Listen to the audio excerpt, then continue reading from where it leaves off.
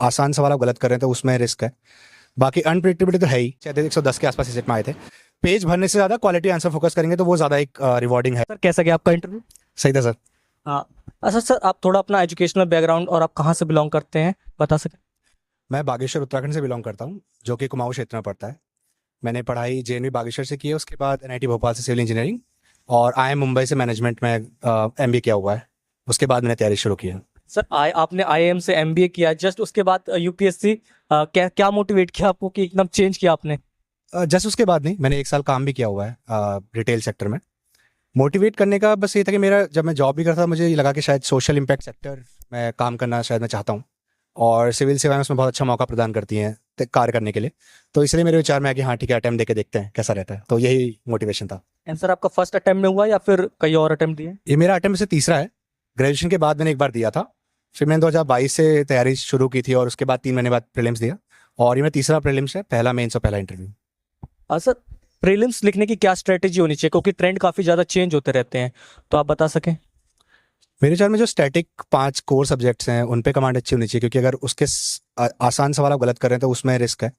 बाकी अनप्रिडिक्टेबिलिटी तो है ही, करंट अफेयर्स जो रहता है उसको आप हॉलिस्टिकली पढ़ें कि उस पर्टिकुलर कॉन्सेप्ट से क्या क्या चीज़ें पूछी जा सकती हैं। और सीसेट को लाइटली नहीं लें, क्योंकि मैथमेटिक्स बहुत टफ हो रही है, तो साथ साथ कॉम्प्रीहेंशन को भी उतनी ही टाइम दे जितना आप सीसेट में तैयारी कर रहे हैं।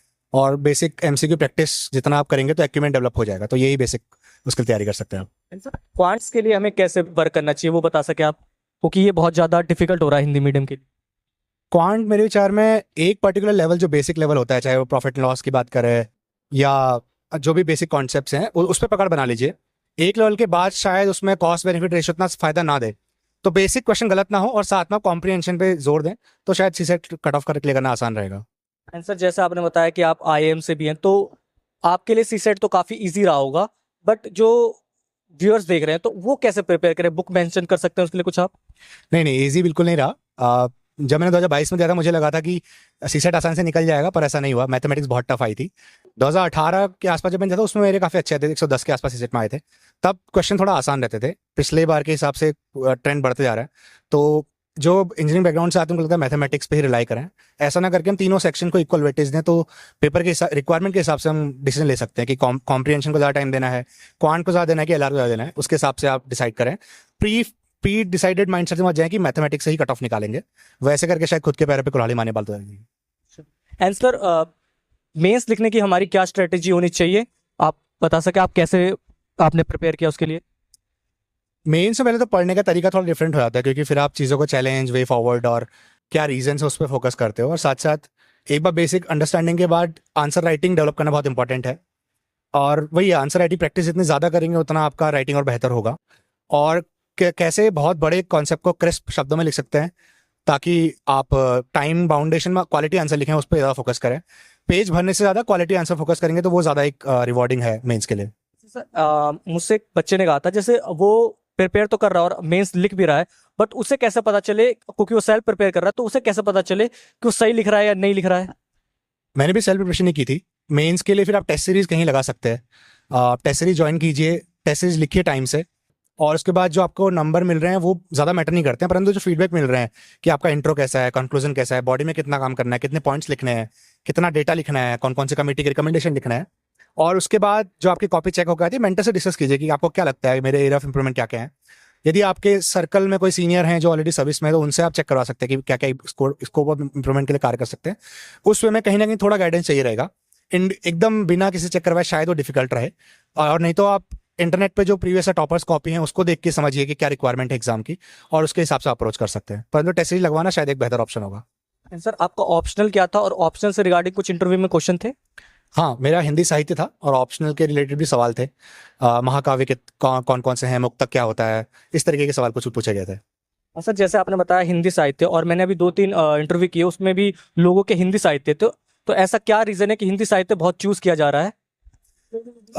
बहुत तो नहीं कहूँगा, मेरे ख्याल से सबका अपना डिसीजन है कि आप हिंदी साहित्य क्यों ले रहे हो। जैसे हिंदी साहित्य होने में छोटा है और आपके अगर रुचि है हिंदी पढ़ने में, आप हिंदी लिखने में ठीक ठाक हैं, तो मेरे ख्याल से हिंदी साहित्य एक अच्छा ऑप्शन बनता है, क्योंकि 3 4 5 महीने के अंदर आप ऑप्शनल तैयार कर सकते हो। मेरा बीटेक सिविल इंजीनियरिंग में शायद, लेकिन उसका सिलेबस बहुत बड़ा होता है, तो वो शायद मेरे लिए प्रैक्टिकल डिसीजन नहीं होता। इसीलिए आप हिंदी साहित्य देखते हैं कि उसमें लोग आते हैं क्योंकि सिलेबस उतना हैवी नहीं है, और पढ़ने में जिसको इंटरेस्ट है हिंदी, उनके लिए बेहतर ऑप्शन बन जाता है। एंड सर लाइक ये इतनी फास्ट जर्नी है, इतनी लंबी जर्नी, तो इसमें मोटिवेशन काफ़ी ज़्यादा डाउन होता है, तो आप अपने आप को कैसे मोटिवेट कर पा रहे हैं बार बार एंट्रेंस देने के लिए, क्योंकि आपने IIM क्लियर किया, फिर आप NIT से भी हैं। मोटिवेशन आप तैयारी शुरू करने के लिए बहुत अच्छी चीज़ है कि आप करना चाहते हैं, लेकिन एक बार जब आप तैयारी में घुस जाते हैं उसके बाद शायद कंसिस्टेंसी, सेल्फ डिसिप्लिन बहुत बड़ा फैक्टर हो जाता है। ऐसा होगा कि तैयारी के दौरान महीने में 5-6 दिन खराब होंगे, परंतु जो 25 दिन है उसमें प्रोडक्टिव करने की कोशिश करें, और 5 दिनों को इतना ज़्यादा वैल्यू ना करें कि इस दिन पढ़ाई नहीं हुई। तो मेरे ख्याल से जो फेजेस हैं वो कम, लो फेज कम रहें, और ज़्यादा अगर आपका महीना अच्छा जा रहा है तो you are doing good. That way you can approach your month and plan accordingly, short term goals and long term goals, so that way can approach. And sir जब आप रूम के अंदर एंटर कर रहे थे, जब आपका इंटरव्यू स्टार्ट हुआ, तो उसका किस तरह का माहौल था, वो बता सके समरी में थोड़ा सा? माहौल काफ़ी अच्छा था मेरे ख्याल से। जो चेयरमैन सर थे और जितने मेंबर्स थे काफ़ी कॉर्डियल थे। अगर आपको कोई सवाल नहीं भी आता है तो वो बोलते कि हिंट भी देते हैं आपको, और अगर आपको नहीं आता तो माफ़ी मांग सकते हैं। और मेरे विचार में वो कोशिश करते हैं आपसे कॉन्वर्जेशन करें कि आप कैसे पर्सन है। तो ओवरऑल एक्सपीरियंस अच्छा था, और वो आपको सपोर्ट करते हैं जहाँ पे आपको नहीं आता है, और कोशिश करते हैं कि आप बोलें, उनके साथ कॉन्वर्जेशन करें। तो on that way it was good. And sir overall जो इंटरव्यू था किस पे फोकस था, आपके डेप बेस पे या करंट बेस से क्वेश्चन पूछ रहे थे? It was mixed I guess. मेरे लिए जैसे हिंदी साहित्य से उन्होंने सवाल पूछे, और उत्तराखंड से मैं आता हूँ तो उत्तराखंड से रिलेटेड जो वहाँ पे प्रॉब्लम्स हैं, ग्लोबल क्लाइमेट चेंज की बात है, या SDGs हैं, सस्टेनेबल डेवलपमेंट गोल, इसके अराउंड सवाल थे। कुछ कुछ फैक्चुअल सवाल भी थे कि किस ऑथर ने कौन सी बुक लिखी हुई है, और बुकर प्राइज किस ऑथर को मिला था गीतांजलि श्री के लिए। और तो डेफ और करंट अफेयर्स में मिक्स था। मेरा ज़्यादातर हिंदी साहित्य उत्तराखंड पे ज़्यादा चला।